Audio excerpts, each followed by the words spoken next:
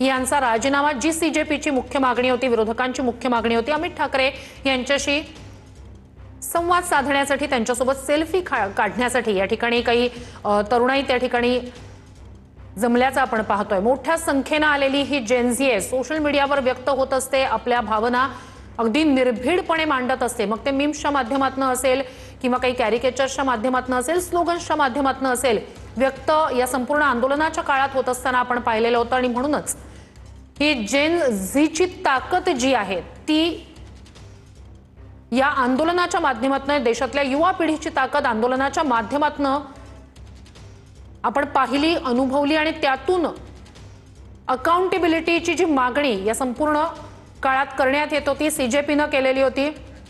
तर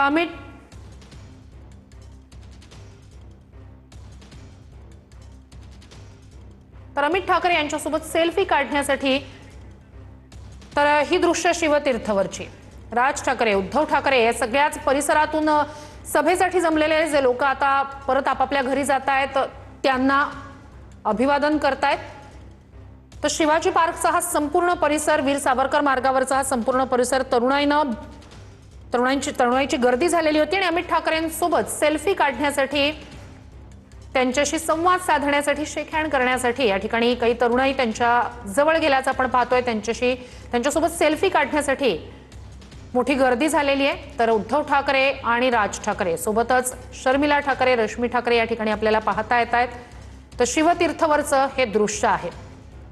जल्लोष सभा ठाकरे बंधू यांनीच त्या ठिकाणी आयोजित केली, मात्र कोणत्याही झेंड्याखाली नाही, तर तिरंगा मोर्चा असं त्याला म्हटलेलं होतं।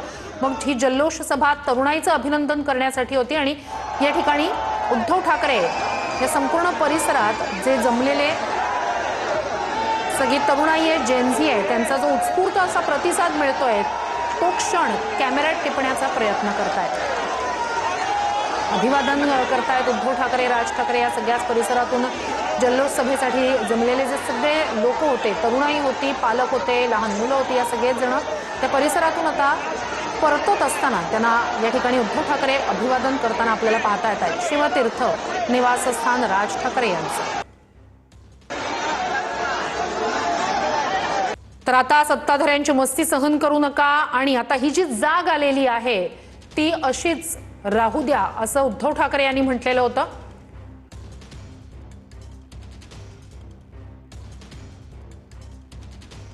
तर या ठिकाणी जल्लोष सभेसाठी जमलेल्या सगळ्याच उपस्थित तरुणाईला, जेनझीला, त्यांच्या पालकांना, ते जे आता परततायत या संपूर्ण शिवतीर्थ निवासस्थानाच्या परिसरातून जे आपापल्या घरी परततायत त्या सगळ्याच लोकांना अभिवादन करताना या ठिकाणी आपल्याला पाहता येत आहेत उद्धव ठाकरे, राज ठाकरे, शर्मिला ठाकरे आणि रश्मी ठाकरे, संजय राऊत त्यांच्या सोबत या ठिकाणी आपल्याला पाहता येत आहेत। शिवतीर्थ हे निवासस्थान, शिवतीर्थचाच तो परिसर होता जिथे मोठ्या संख्येनं, शिवाजी पार्कचा तो परिसर जिथे मोठ्या संख्येनं आंदोलन झालेलं होतं। आपण 2 ते 3 दिवसापूर्वी त्या ठिकाणी तेव्हा सुद्धा तिरंगा मोर्चा काढण्यात आलेला होता आणि तिरंगा हाती घेऊन मोठ्या संख्येनं तरुणाई जमलेली होती। त्यावेळेला सुद्धा त्या सगळ्याच आंदोलकांमध्ये सहभागी झालेल्या शर्मिला ठाकरे आपण पाहिलेल्या होत्या आणि आता हे शिवतीर्थ निवासस्थान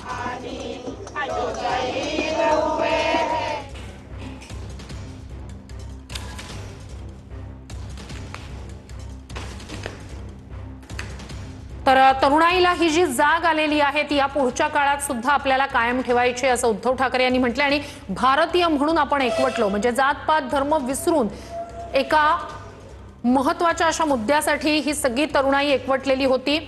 सत्ताधाऱ्यांची मस्ती सहन करू नका असं उद्धव ठाकरे यांनी म्हटलेलं आणि हा संघर्ष अंधभक्त विरुद्ध देशभक्त असा होता, ज्यात देशभक्त जिंकले असं उद्धव ठाकरे यांनी म्हटलंय। हा संपूर्ण परिसर आपण पाहतोय, अजून सुद्धा तरुणाई याच ठिकाणी उपस्थित आहे।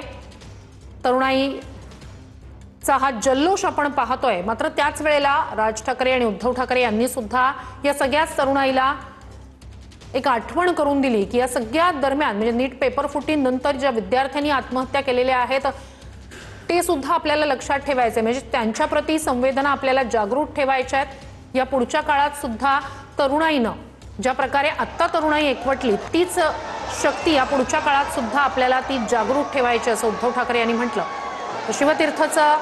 शिवतीर्थ निवासस्थान आणि त्याच्या जवळचा शिवाजी पार्कचा हा संपूर्ण परिसर वीर सावरकर मार्ग जिथे जमलेली ही तरुणाई